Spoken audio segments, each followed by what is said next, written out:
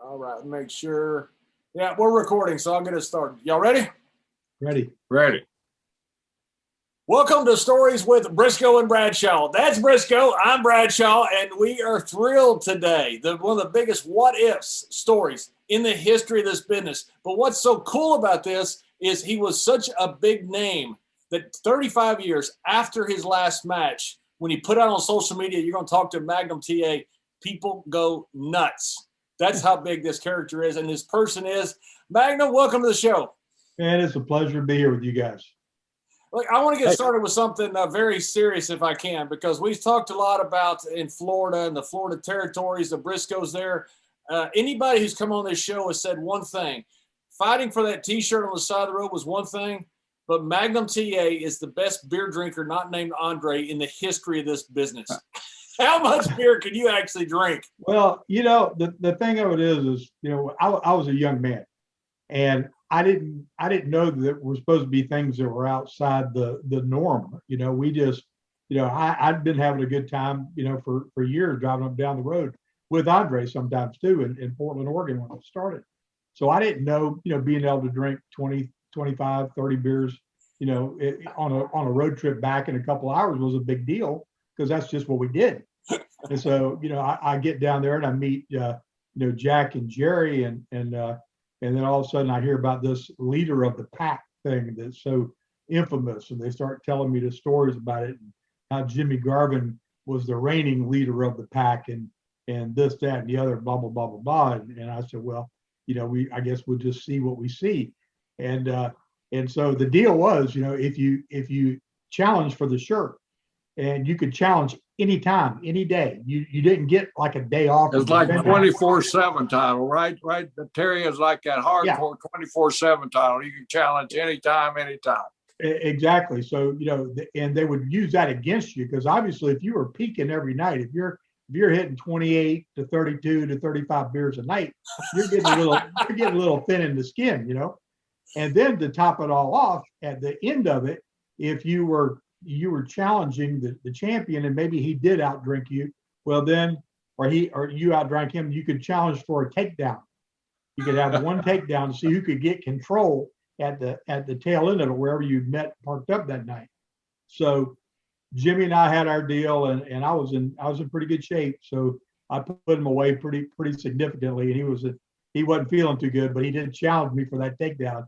And at Turkey, he got out, and we were in front of the Days Inn down there in Tampa, and he shot before I was even knew he was coming, and I grabbed him by two handfuls of hair and plowed his beak right down through the grass and made a little plow mark with him, and he submitted, and it was all over. It was good, but it was the deal. And just so the legend is even more. Oh man! This is the infamous shirt. And it's stained, and it's got a sewed up place here on the back where it got ripped to pieces one time and put it back together. And so we could grab shirts and stuff like that. And it's a good thing that mile marker there, but Jimmy might have had you if I recall right. He was in on you, but you healed out like you said. You grabbed that and Jimmy.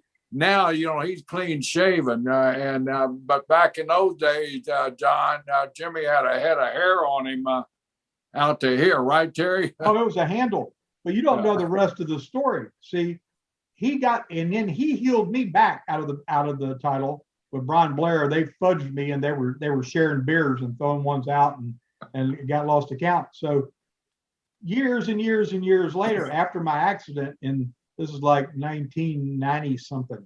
Bobby Fulton comes over and gets me one night. He said, "Let's go get that shirt." And he takes me over to Jimmy's house, and Jimmy wasn't prepared. We come in with a case of beer, throw it down on the counter, and said, "It's on. You're defending." And when I sat there, I drank three-fourths of the case of beer, and he drank one and called it a day. And he gave me the shirt, and I retired. That shirt is like the Holy Grail. That's the first time I've ever seen it. I mean, that is like a mythical creature in professional wrestling. No, this has been through 3 marriages and divorces, and I mean, it's the only real memorabilia that matters about anything, and I've managed to hold on to it. I hope that shirt wasn't the cause of those 3 marriages. Well, yeah, I'm not gonna I'm not going to Maybe say one. what went with anything, but Yeah. I'm proud of it. Jerry was Yeah, going to be a that shirt. I mean, I can't. How many guys? Manny Fernandez. I mean, everybody that come through El Grand Apollo. Everybody challenged for that shirt, and Terry's the leader of the pack, man. Was that your last battle with Garvin? That last one that was the last, and it was appropriate because my last match in the ring was with Jimmy. Jimmy and I were in a feud here, and we had a lumberjack match the night that I had the accident that ended it all. And then I came back a couple of years later, and got the real championship from him and the title of the leader of the pack. Because I mean, the real championship. yeah. I mean, the 10 pounds of gold and all that stuff was just food stuff. Yeah. This was a shoot. Yeah. That is one of the most talked about shirts in the history of this business. It's well, exciting. Now you know where it's at, but don't try to challenge me. If you come to my door, I'm not letting you in. I've heard too much about you to challenge you. Talk about marriages. Jerry Brisco was supposed to be a groomsman in my wedding, and he called me up and he said, "John, I'm sorry, my kid made the state tournament," and he said, "I can't make your wedding." I said, "Of course not, Jerry. Go to your kid's wrestling match." And he said, "I promise I'll be a groomsman in your next wedding too." And you know what? That's the same thing Dusty told me one time. So I know exactly where that comes from. When you talk about speaking of which, Terry, I mean, when you came to Florida, man, you were young, but I lead us how you got to Florida, and you were out in Oregon, out on the West Coast, I believe, because when you come in, that's what we heard. We heard you were the shooter from Oregon's coming in to challenge you guys.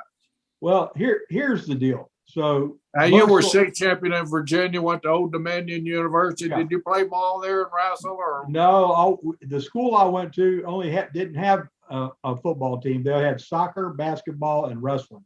And I wasn't going down any of those other avenues.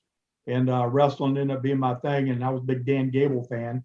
So and now I'm going to jump in here real quick. Then I'm not going to jump in again for a while. But John don't know the story. Tell the story about what your mom did and what inspired you to become a state champion. So I'm an only child, and I wasn't a natural athlete by any stretch of the imagination. I was just an average kid.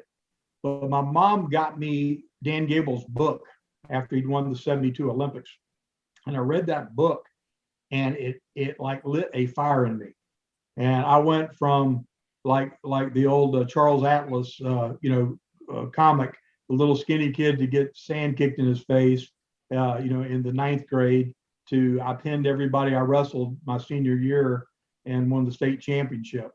And Gable's story inspired me to the point that I had this drive and this ambition, and it's the reason I went to Waterloo, Iowa, was to tell him the story. What a huge, inspiration he'd been in my life, and I know he's inspired thousands and thousands of people, but for me he was John Wayne and all that rolled into one as far as the impact he had on me personally. What kind of reaction did he give you when you told him that story?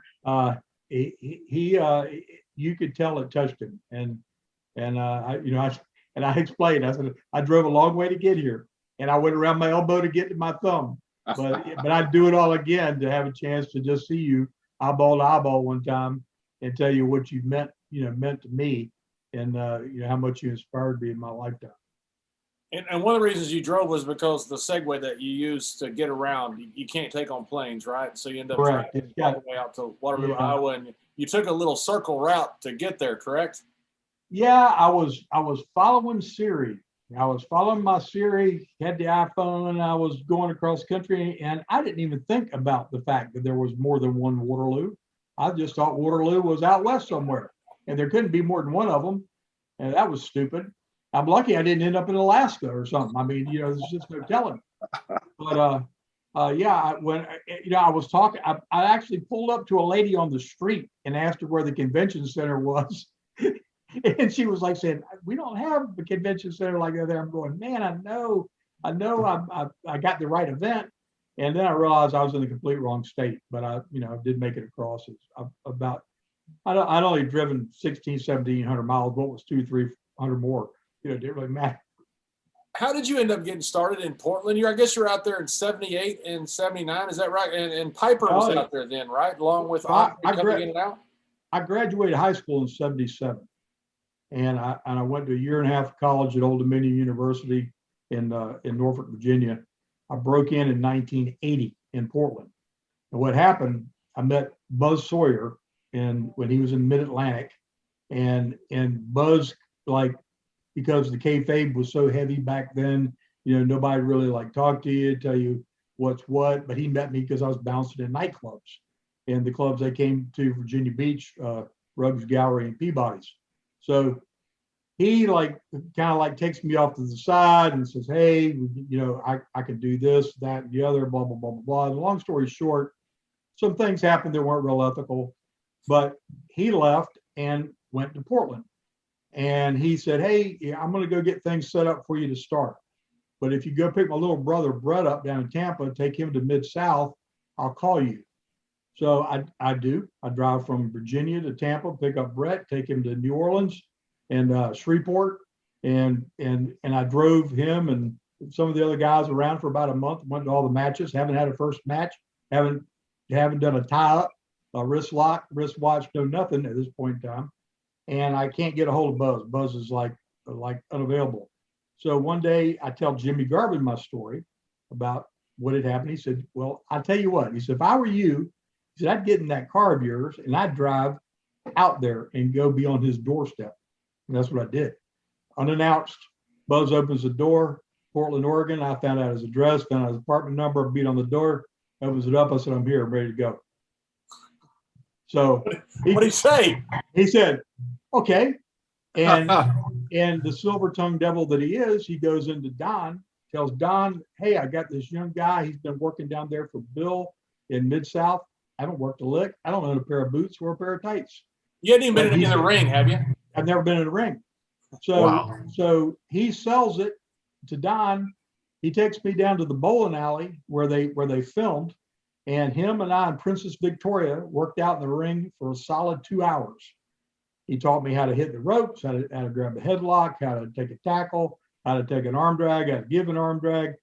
2-hour workout. The very next night, I'm on live television wrestling Buzz, and never looked back. That was it. That was my indoctrination. I worked 7 days a week from then on out, and learned it all in the ring.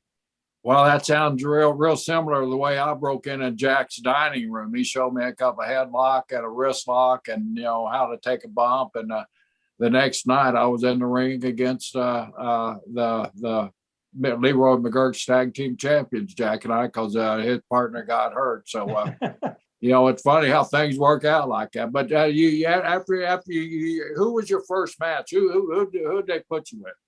So my very first match was Buzz, and It was with Buzz. So I worked out in the ring with him. Damn him. So him and I mean, we went out there and had about an 8, 9, 10-minute match. And like I said, I've never done anything anywhere, and I'm on TV. And nobody ever got smartened up to it. So I just, but it was like, I didn't know the lingo. Like 3 weeks in the business, I'm working with Gene Kaninsky in Seattle. Big Gene, big, rough, rugged guy, right? Was he champion at the time? No, he wasn't the champion, but it wasn't that long since he'd been the champion. So I'm in there with Gene. Gene picks me up, drops me behind him, tells me to roll him up. I don't know what a roll-up is. I belly to back suplexed him on his head. And he popped. He came in the back. He said, man, that was exciting. I didn't know what we were doing. I said, I didn't know either. I didn't know what a roll-up was. I thought that's something you did in the kitchen when you're making something to eat. Did you learn one? I might have learned a couple of those things along the line. Were you out there? How was Piper out there? Were you out there with Roddy?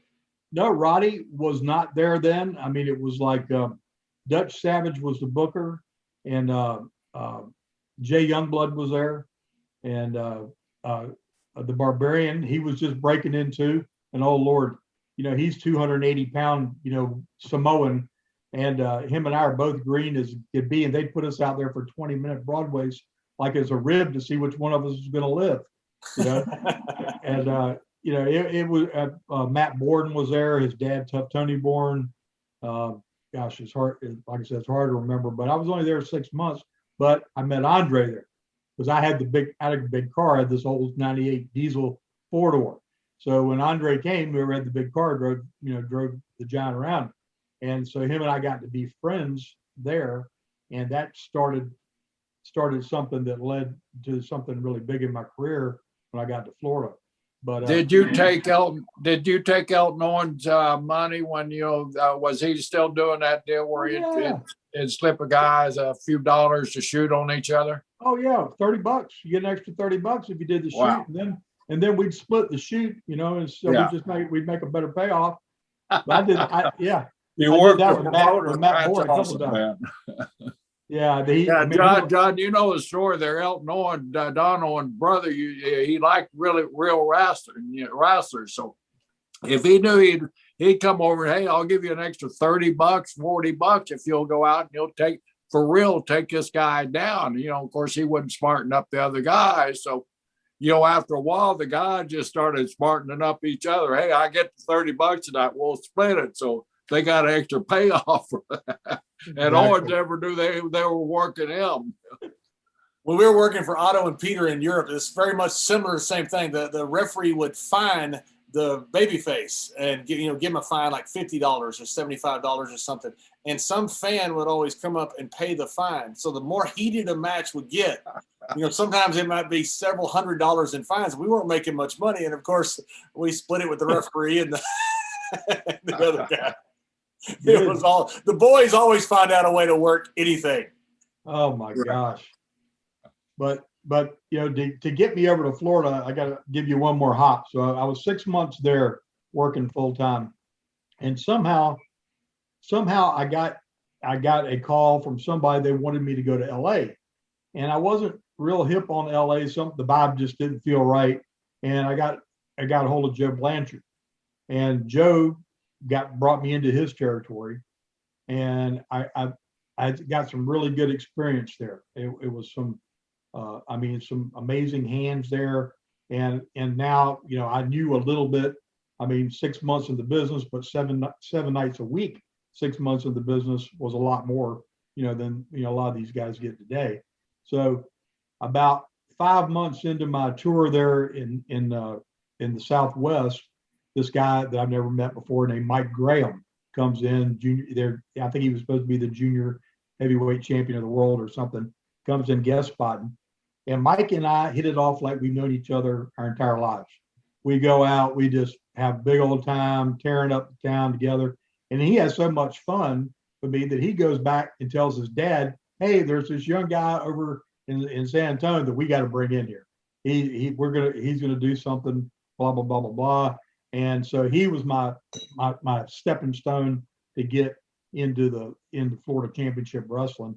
And that's where my real education started, with Eddie Graham and Dory and the Briscos and eventually Dusty coming in. That was a huge learning piece for me. How bad were the Briscos? John, Terry said something there in the beginning of this story, that you and I talked about several times. Something just didn't feel right about LA. Remember, we used to talk about the guys on the West Coast, they San Francisco and LA, those guys, it was all the way up the coast, all the way to Washington and there. But what was it that just didn't feel right? Just the style, Terry, or what? Yes. I've heard the same thing from many guys, right, John? We always hear that. It didn't. I saw tapes of them and things they were doing, and it wasn't just, I didn't feel comfortable in just the programming out there and what it looked like. And I didn't see myself growing like I wanted to go, because from my first week in the business, my ambition was to one day be world champion. That was just it.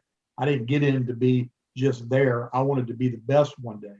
And I knew I was going to have to learn a lot to get, even on a, this far up the ladder to make that happen.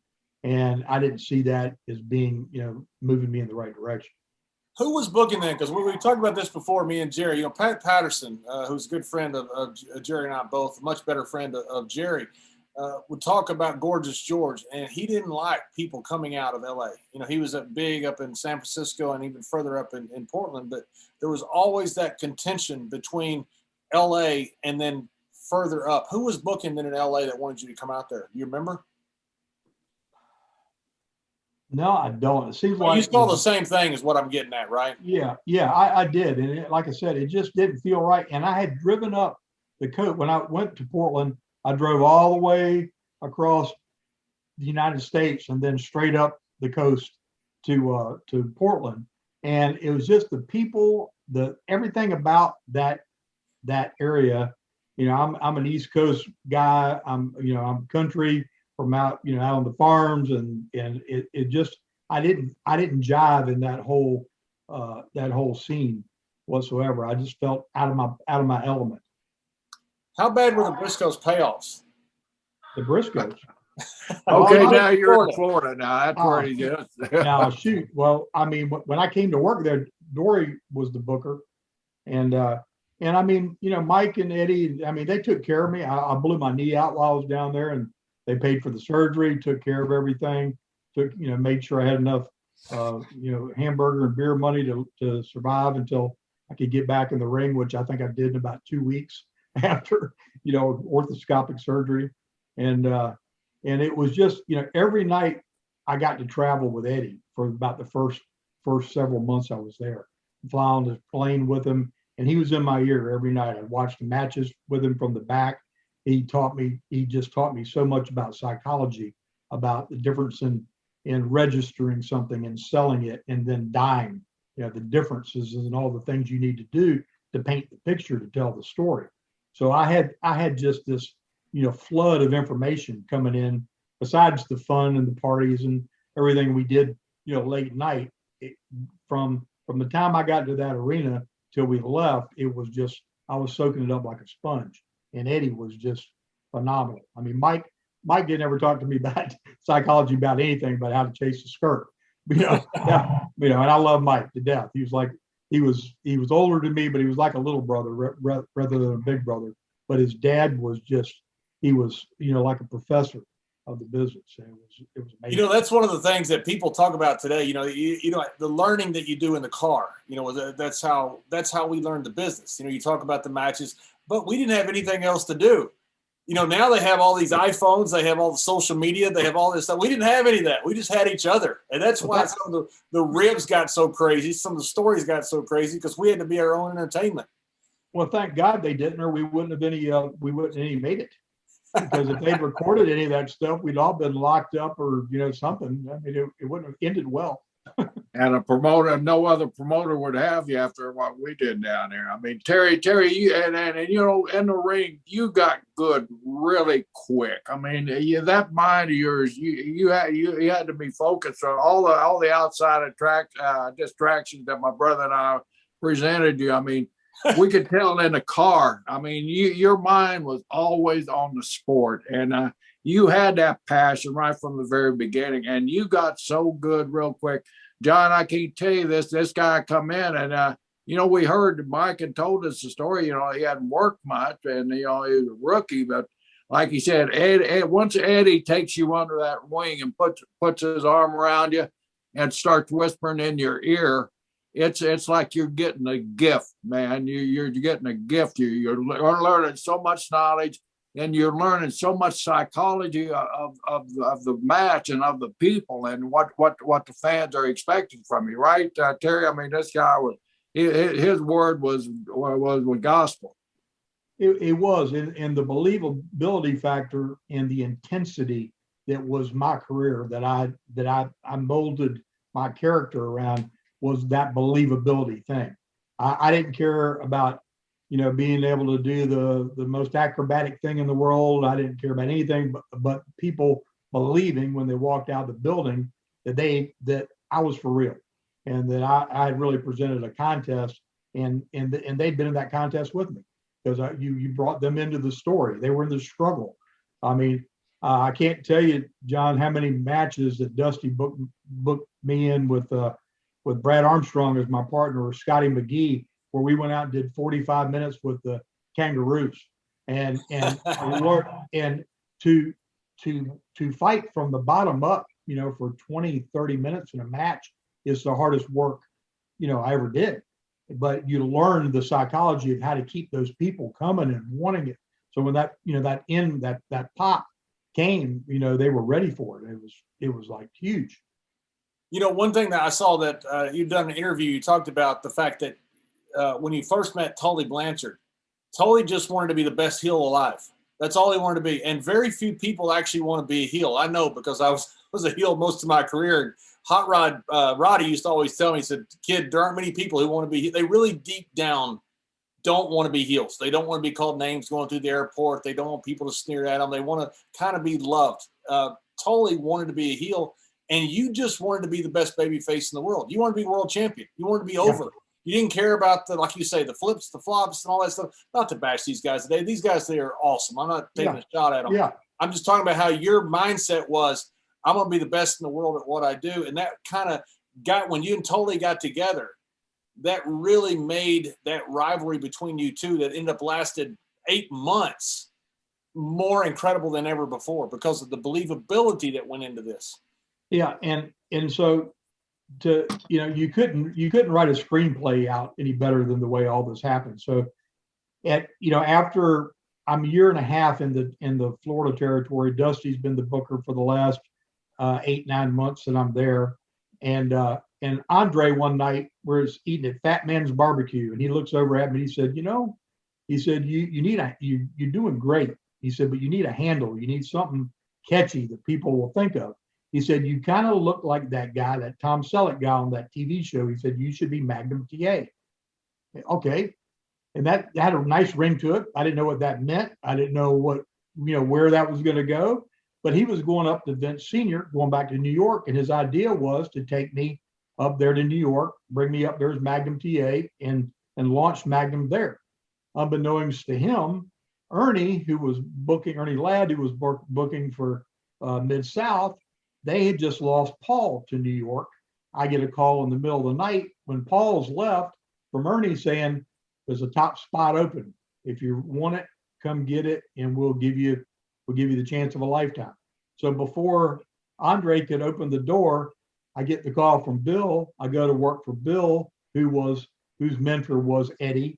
And Bill was just the next progression in that intensity, believability aspect of me molding this character, this Magnum character, because again, all I knew was a catchy name. I didn't know what I was really going to do with it because I'd never worked on top. I'd worked in the middle of the card. I could talk a little bit, but I wasn't afraid of the mic, but I didn't have a persona to really dig into and, make mine. And it came through, just like, learning the ropes on the road in the car, just being on the mic and going through different angles and different stuff brought the intensity out more and more. And that's where I honed that character, and it became kind of the lone wolf, the little different kind of baby face, because I was a little rough around the edges. I still sold and had the comebacks, and I still fought from the bottom up and did all those things because, I was 240 pounds. There's a lot of guys that were way bigger than me, so it was very believable to have somebody, get the advantage. It's 300 pounds and you're, 240. But that character got built there in a year and a half of now main event programs where I learned, the intensities and the things you need to do, the nuances from like Bill Dundee, who was booking, who'd come in from Tennessee, and from Bill himself, and a cast of people that were really amazing workers around me. I was able to now take my skill set up. Now I've worked a year and a half on top. So when the door opened again, Barry leaves Dusty high and dry and goes to New York because he's starving. And Jimmy Crockett and Dusty called me middle of the night. I'm on top now in Mid-South, making over $2,000 a week, and the guys are starving in the Carolinas. But Jimmy gets on the phone with me and says, "Hey, I'm gonna give you the opportunity of a lifetime. The keys, the golden keys, right here. I'm gonna give you the biggest shot we could ever give anybody if you'll come." And I worked a 6-week notice for Bill. I got browbeat in the meetings every week at the Irish McNeil's Boys Club where we film. It got, told everybody how crazy I was for leaving on top and going out there to work for Jimmy Crockett. And but it all happened for a reason, and it primed what was coming for Tully and I. That was just magic. Did you understand culturally what was going on during that time, say in movies? The good guys were no longer wearing the white hat. You had Stallone come along, who was really the antithesis of the good guy hero. He was the bad guy playing the good guy, and people liked that. So you had this anti-hero start developing. That got huge in the Attitude Era with Stone Cold and The Rock. You were 10 years at least before that. Did you see what was happening culturally with how movies and culture was shifting? Or was it just your mindset that, hey, this is what I need as an edge to get over as this babyface? Well, it's funny because I didn't think about it, but I was being influenced by it. I've got a picture of me, when I first went into the leather jacket gimmick and that look. It all happened because they had done everything they knew how to do with me, from Brooks Brothers suits to punk rock clothes, all this different stuff. And I was going to go back to Florida. Dusty and I had worked out a deal. I was going to come back to Florida, Magnum TA, the Lone Wolf. I went and bought this Harley Davidson motorcycle in Baton Rouge. Jim Duggan and I rode down there, picked it up. I bought a black leather jacket. I rode that motorcycle to the town. People went crazy. I walked in the dressing room that night with the leathers on. People went crazy. I came back to Shreveport because I'm getting ready to go. And Bill looks at me and says, "You're not going anywhere."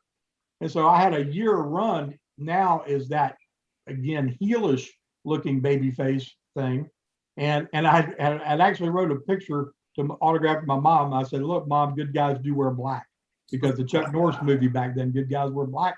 I'd remember that catchphrase, and it did. I saw that being something that was kind of edgy, and it proceeded like me knocking the president of the NWA, Bob Geigel, on his keister, long before Stone Cold was doing that with Vince and all those things. But that character was heading down that road. I wasn't like the one in the little crowd of baby faces all going, with the little 13-year-old girl screaming. I was the serious character that the 18 to 35-year-olds looked at and saw something edgy that they could, they could get excited about. You accomplished something, Terry, that a few people, you were able to escape Bill Watts. And like you said, normally you just have to give 2 weeks out. And Bill was one of those guys. You're my top guy. It's going to take more than 2 weeks to beat you in every town that I got. So you're staying for me for 6 weeks, right? And that was the deal. You stayed those 6 weeks, and they beat your ass every damn night just to show you. But I'm surprised he still let you go. Well, Bill and I had this unique relationship. I'm not sure Bill knew exactly how I was wired, because Bill's the one who taught me how to throw a punch, and that's scary in and of itself. Anybody that's ever got punched by Bill Watts, just working punch, knows that's not exactly an artistic thing, but it looks really good. It's solid. And him and I used to stand in the dressing room, and he'd use me to show the other guys how to throw a punch, because he was always all over these guys that bad punches. But then he would trade with me, and I'd give him one just like he gave me. And he's not going to go, ooh, he's not going to sell it because I'm just doing it like he did. But it was some kind of mutual respect there, and he really did, help bring me to a new level. And I always give Bill props. I call that my graduate school era before I got the biggest break of my lifetime. Yeah, when Bill left Florida, he said, I got my degree at Oklahoma University, but I got my PhD from Eddie Graham at Florida Championship Wrestling. So, you basically did the same thing. You come down here with Eddie, and I mean, and not taking it away from Don and Owens up there, because he was a great teacher and trained so many great competitors up there.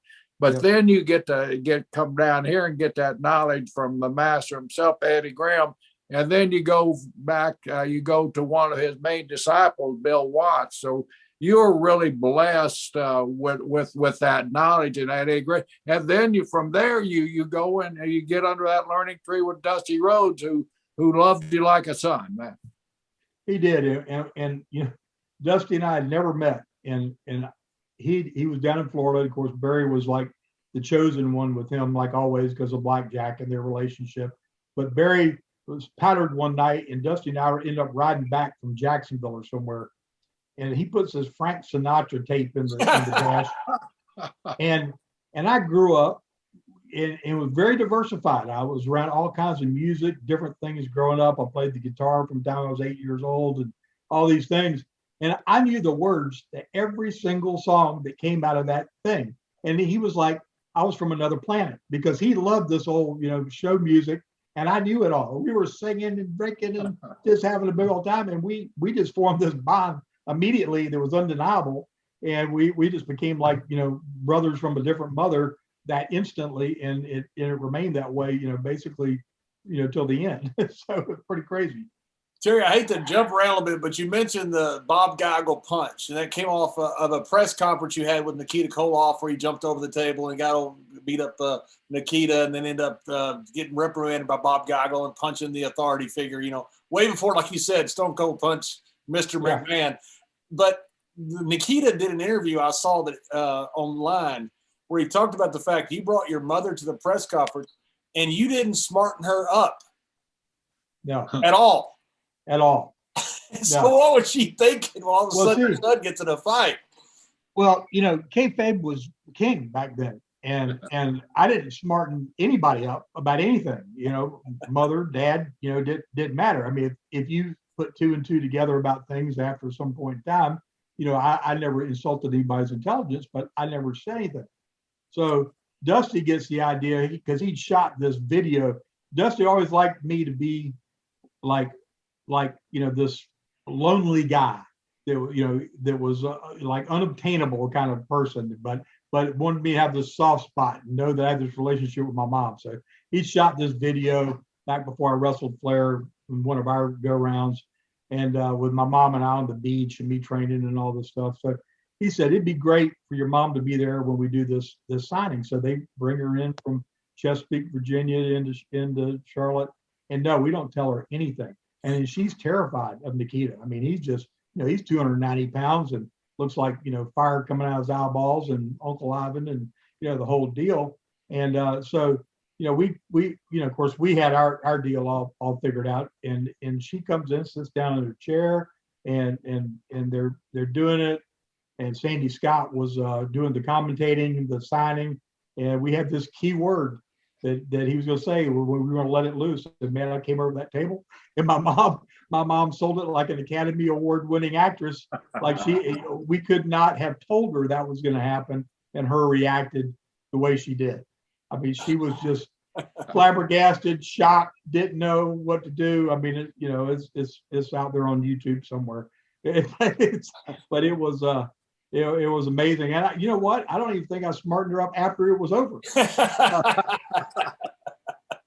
Because they left the room and I was selling. They stopped a mud hole in me before it was all over with. And we, you know, everybody left.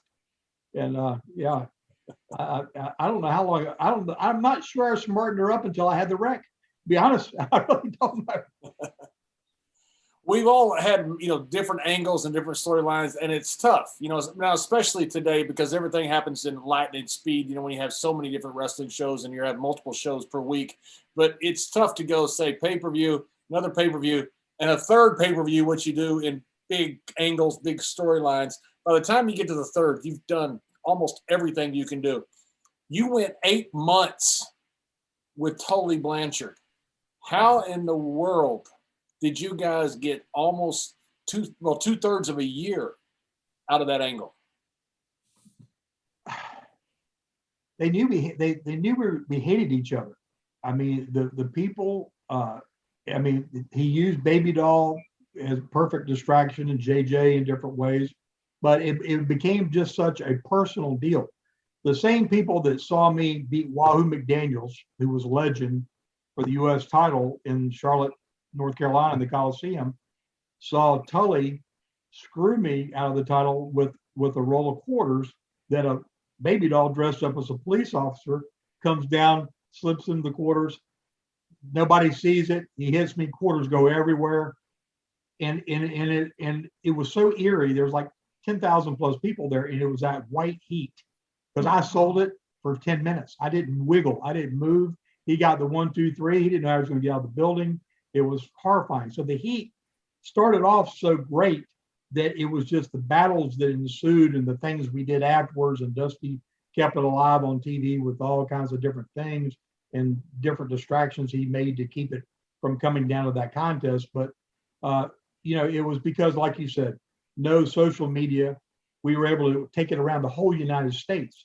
And we had as brutal of matches, or better maybe, that weren't inside of a cage and weren't with the I quit, stigma to go along with it, but all over the United States. So Tully and I weren't really thinking about the fact that we were doing anything historic, because this is what we did. Him and I did that 7 days a week. We beat the crap out of each other, fought out in the crowd, juice every night.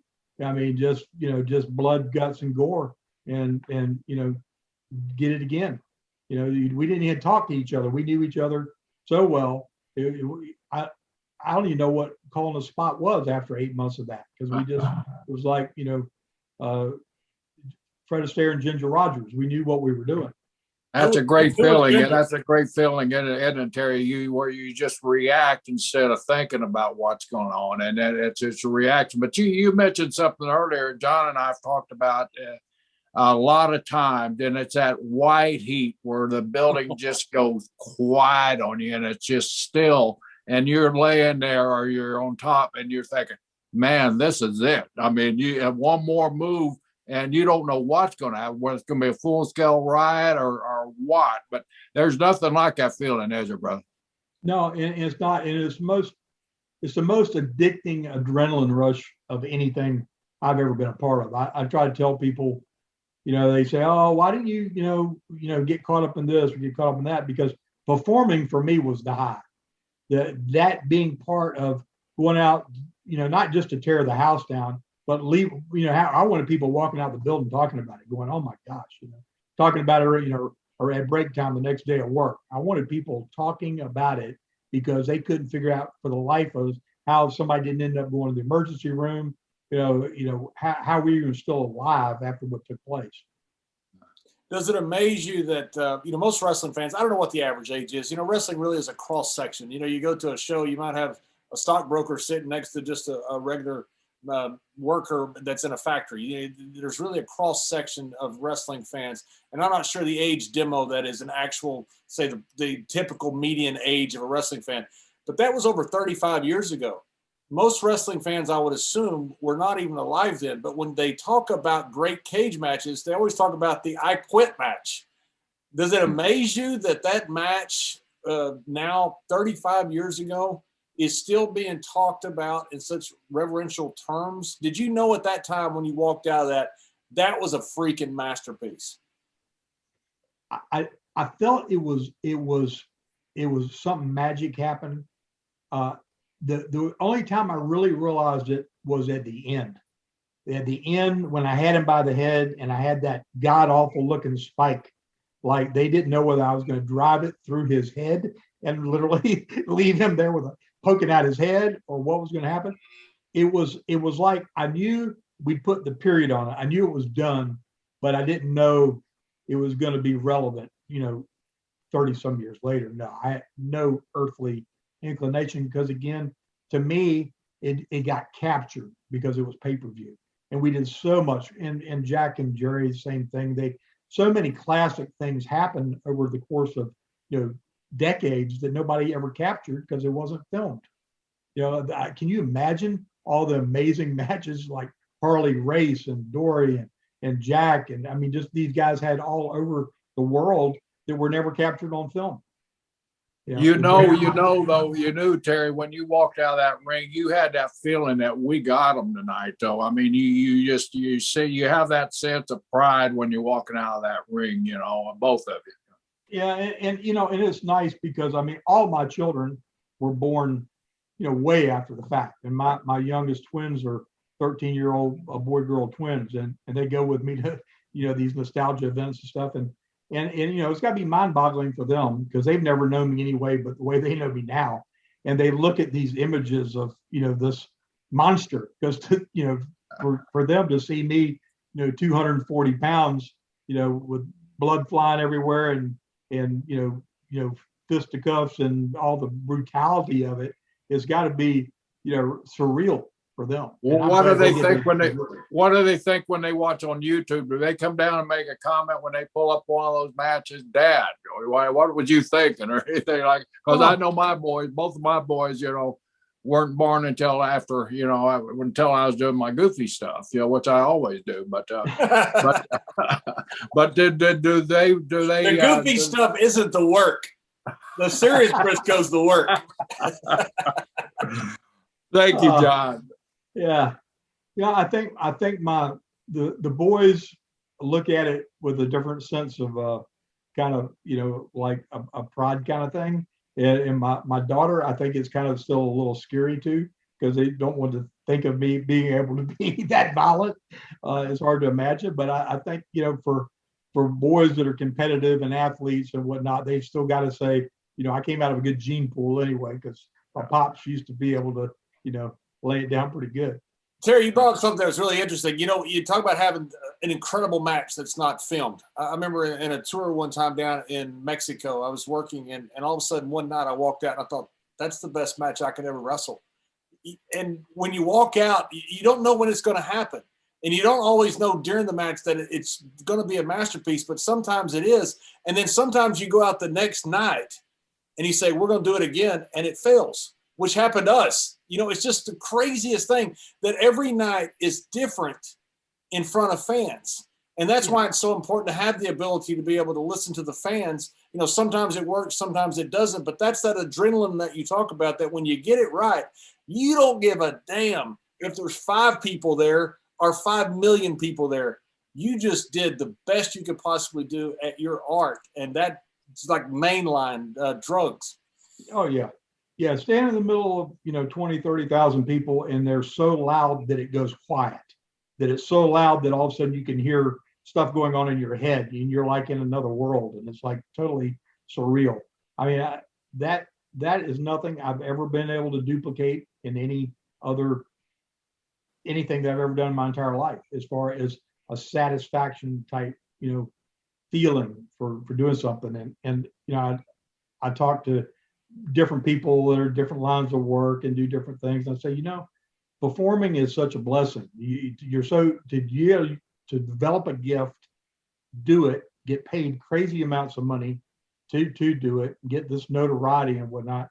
But to experience that with so many people that it impacted them for 20, 30 years. You made them feel a certain way that they can remember 30 years later, how it made them feel when they were sitting there with their grandpa or their grandma, or watching it on TV on Saturday nights. It brings back all these memories because you made them feel a certain way because something you did that you loved. How does it make you feel when one of these kids come up, real little, about 10 to 12 years old, and say, Terry, Mr. Magnum, you were my granddaddy's favorite wrestler. Or my grandma loved you. And I love it. And I mean, my earliest memories of television, about 7, 8 years old, were watching Mid-Atlantic Championship Wrestling with my dad.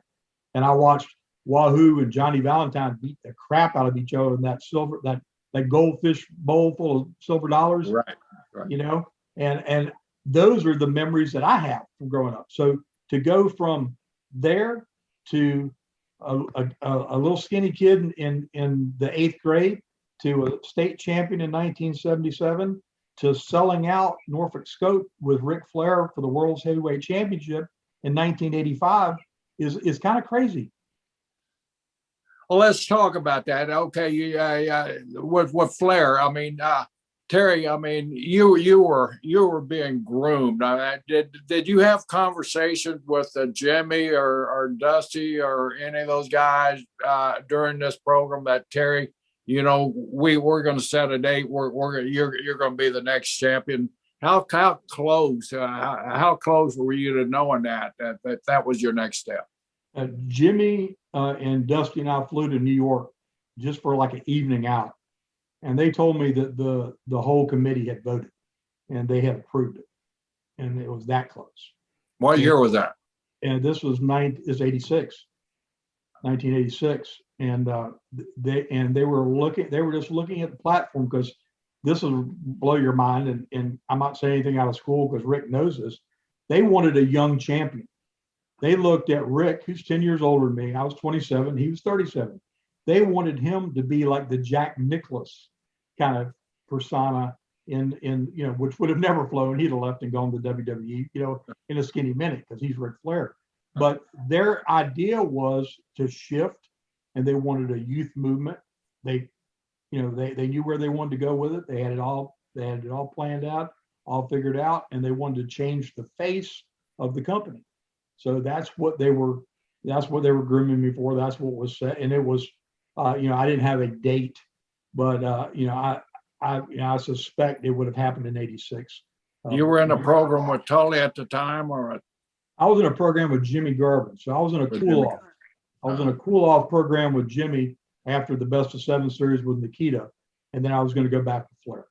Was that in a time, so you had, I guess, 1 or 2 WrestleManias at that time. I guess the first WrestleMania was in '85. So Vince was just starting to put the mega shows together. The territories were just starting to put the super clashes together. Was this in response to Vince, or was this just a matter of business that, hey, we want to move forward with Magnum TA, or was it a little bit of both? Well, basically, they had, Jimmy had said as much when I was in Louisiana, when I was in Mid-South. I mean, he told me I could have anything I wanted. And I had never made any bones about the fact that I wanted to be the best in the world. And back then, when it was the 10 pounds of gold before the big gold belt, that belt was something. It meant something. The belt that Jack carried, Harley carried, Dusty carried, Dory. I mean, that belt meant something in the lineage. And it was a shoot, because you got 10% of the gate. The world champion got a 10% payoff out of the gate. 3% went to the NWA. That was part of their whole reason that the 10 pounds of gold belt went away and the big gold belt was made, because it wasn't any longer the NWA World Heavyweight Champion, even though they alluded to that. When the 10 pounds of gold went away, they stopped paying out all that money. They stopped paying that 13%. Yeah, they stopped paying that 13%, the 3% to NWA and the 10% to the champion, and the guys used to get, well, I know, speaking from Jack's standpoint, when he had to go, he'd made a shot in Richmond, Virginia, and we took him to DC. He caught a nonstop flight to Tokyo, defended the belt that night, had to give up 3%. He told Sam, screw yourself, I'm keeping all, and he kept all the money. Then he flew all the way back to St. Louis the next night and wrestled another hour, and give up that 3%, and plus the promoters, I mean, Fritz, so that's the reason Fritz didn't bring the champion in a lot, or even Bosch, because Fritz didn't want to pay that 13% and then give up that 3% to the NWA. He didn't feel like they deserved it for anything. John, they launched TBS is what took the Crockett's off. All right, they made the deal because Vince got off, went to USA. We took over that show. They put Flair and I together for a marquee to take all the way around the country to show our product. Dusty used to call it the pride in our product. Flair and I did 19-hour Broadways in 1 month. Wow.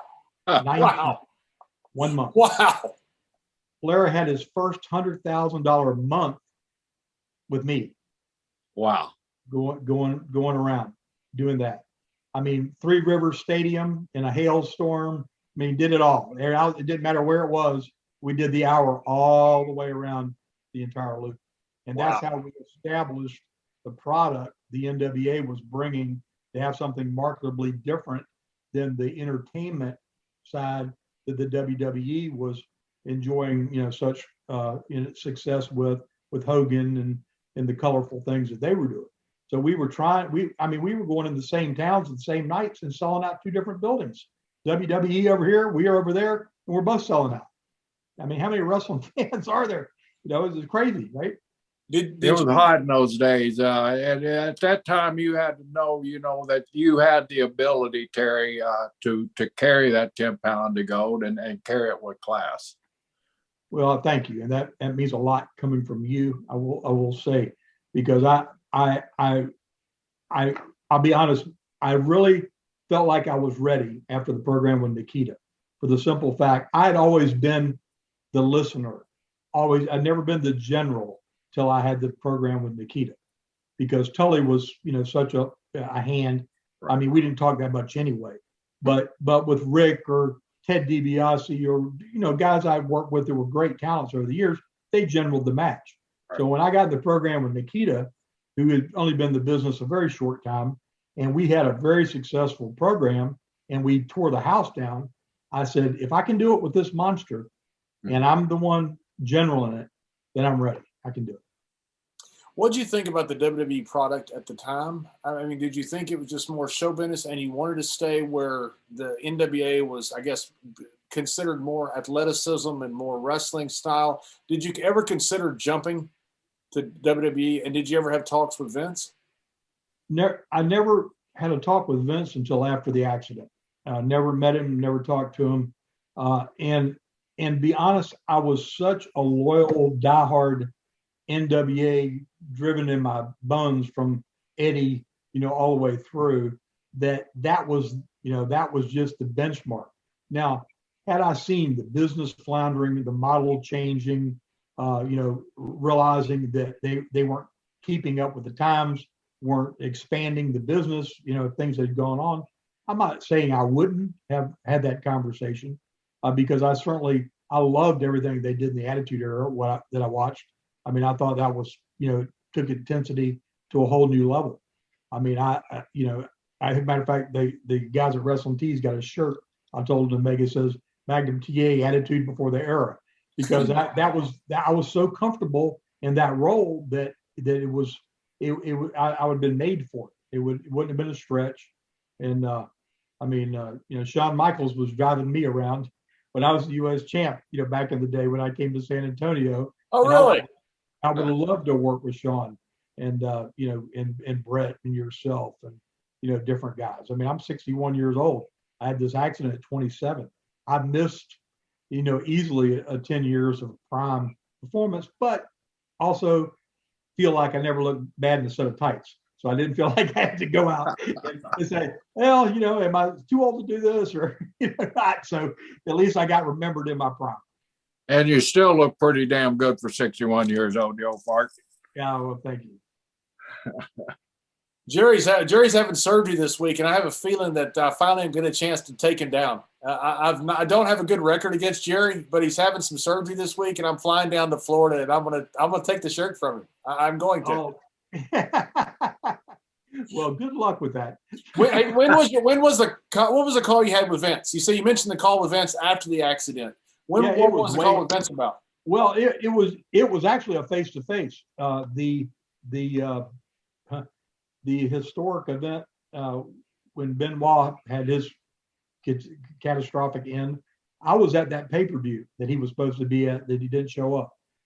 The pay-per-view was in Houston, Texas, I think, and they had all these champions from different whatever, there, and we just talked for a few minutes, and he said what a shame it was because we would have made so much money together. Oh, Jerry, can you imagine Magnum TA against Brett or Magnum TA against Shawn? Especially when he was just saying about Shawn driving him around, I can just imagine, the matches, the intensity that Terry would have brought up there. I mean, he would have brought that rugged style, and it would have made a completely different Shawn Michaels, I believe, and a completely different Bret Hart. And I can only visualize and have wonderment, smile on my face, knowing the results of those matches. Well, I'll tell you a quick story, Shawn, and something happened to me and something I passed on to Shawn. When I was in San Antonio, a young guy named that became Hercules Hernandez comes in. Right. Ray's got a grocery bag, like an old-timey big brown bag, full of performance-enhancing stuff. Right? No. I mean, spilling over. So Ray weighed about 216 at the time, and I was still about 230. I was not quite as big as I ended up staying. But so Ray and I start working out together and sharing his grocery bag. And I went up to 270, and Ray, I don't know where he just started like looking like he was going to explode. But I walked into a dressing room and Bruiser Brody was there. He said, "Kid, you're looking great." He said, "But I got to tell you something." He said, "If you become a star based on the way you look, and you've got to do what you're doing now to maintain that 12 months out of the year, you've written your own epitaph." Wow. And a light bulb went off, and I said, "Hey, I'm gonna find a happy medium, a place that I can sustain a size that I'm happy with. I'm gonna learn my trade. I'm gonna learn to work. I'm just gonna be the best version of me I can be, not because I'm all jacked up on the juice. Not gonna do it." Change, gear went off. Same thing with Sean. So I see Sean in Flair's personal gym after my accident. I'm over at Flair's house, and Sean's in there working, and he's pumping up and he's trying to get big. And I told Sean, I said, "Look, my friend," I said, "it's an illusion. It's what you look like you can do, not what you can do." I said, "Find a happy spot, find something you can do, get as cut and ripped as you can get, and be healthy, and you'll have a long career. You'll be good." Because he was like trying to he was wanting to get all pumped up and get big. I said, "It will do you in." And I watched him. You notice he wore the long pants because he didn't have the biggest legs in the world, but he had good shape, and he'd do his little double bicep thing. But Sean was just a size that he could perform. He could go 60 minutes. He could do whatever he wanted to do. And that was the same model that I based myself on.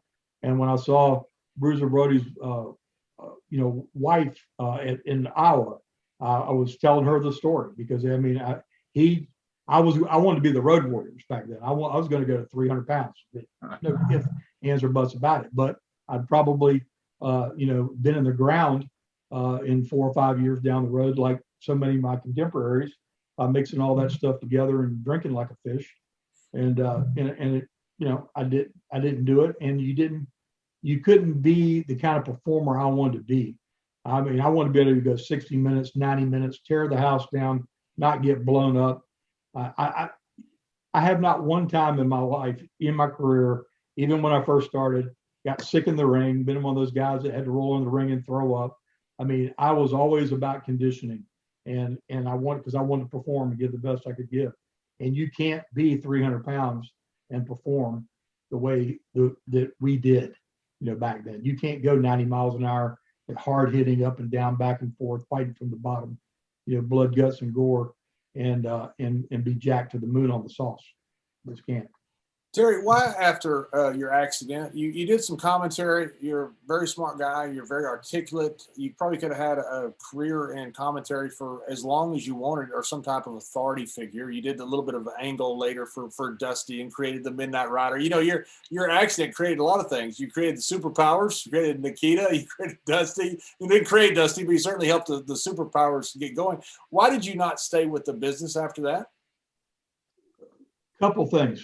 First of all, the family that I had grown so tight with, the Crockett's and with Dusty, when they sold the business to Turner and a group of corporate people came in and took it over, it was like I was with a bunch of strangers. There was no loyalty, there was no respect. It was like it was the most uncomfortable feeling atmosphere I've ever been in my life.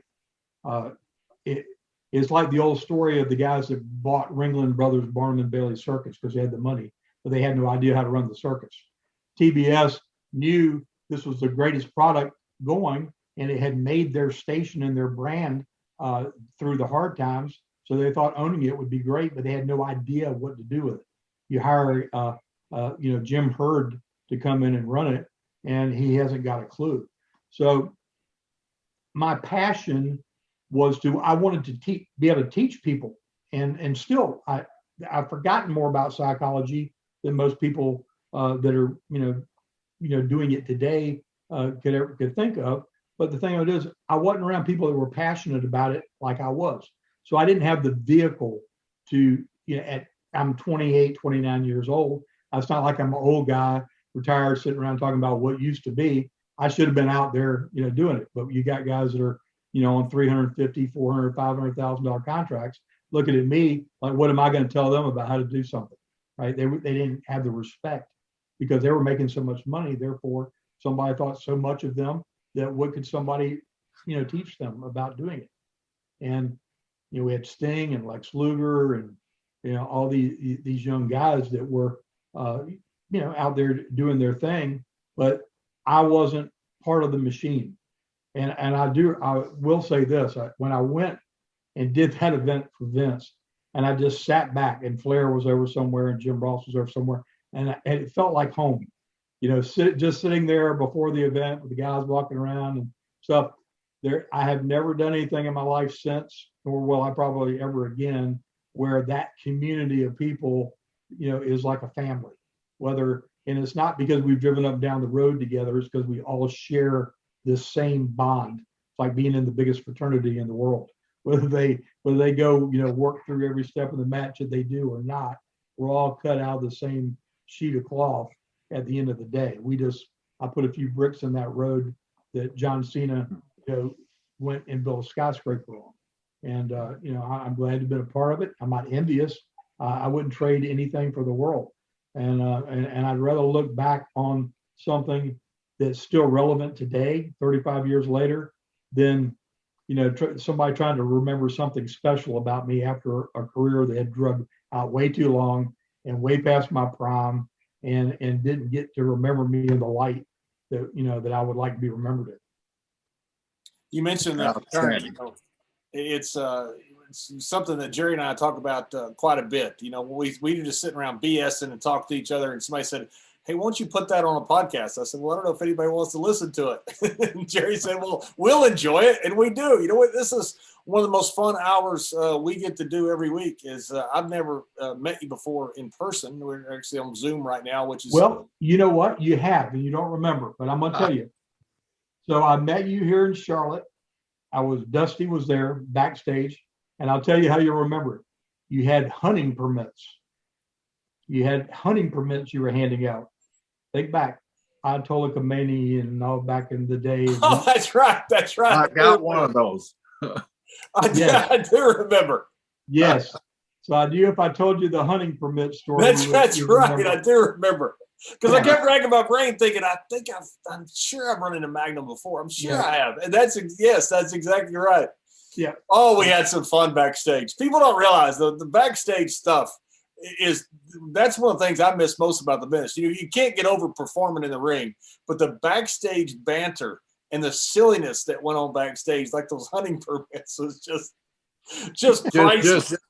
Just total silliness that goes on back there. I mean, we're all intense people. When that music hits and that bell rings, I mean, the intensity comes on, and you gotta keep that intensity. A lot of fans don't realize how difficult that is for you to go out there and keep that intensity going and everything. That's the reason I'm respecting these young guys so much, because they're doing it in front of no people now, Terry, and. I mean, we didn't have a lot of people in some of our TV tapings, but there's 0 people there, and they're learning by feel now. And I think once this thing is over and if thousands of people are in the arena, these kids are all going to be better because of this experience working with no people. And then boom, all of a sudden they got a full audience out there, and they'll be able to feel that adrenaline like we have. Yeah, they will. And I think we're going to see that in the next 8 to 10 months. I think we'll see that again. Well, I want to tell you this, Terry, coming from a guy that's seen you from the beginning, and you and I became friends, right away. We had a lot in common with the amateur wrestling, and coming up with Eddie, and we became friends. We've stayed friends. But what like I said at the very beginning, when I first saw you in the ring in Florida, man, you were good. And Jack and I, you travel with us. We heard your philosophy. We heard your desire. We'd talk. I mean, this kid's going to be the real deal down the line. You didn't disappoint. You carried out everything that we'd ever hoped for you. And you had one wonderful career, and man, I'm proud to be your friend, and I was so proud of you when you came to Waterloo and you got to meet Dan Gable and share that experience with him. And John was inducted up in the same Hall of Fame, and so you guys are brothers like that. And you know, one of these days, all three of us are going to be able to get together, and we'll might challenge you for that damn leader. Well, I might be up for it. You just never know. Terry, it's a tremendous honor. It really is. I've been looking forward to this for quite some time. Thank you for joining us. It is my pleasure. Thank you, gentlemen.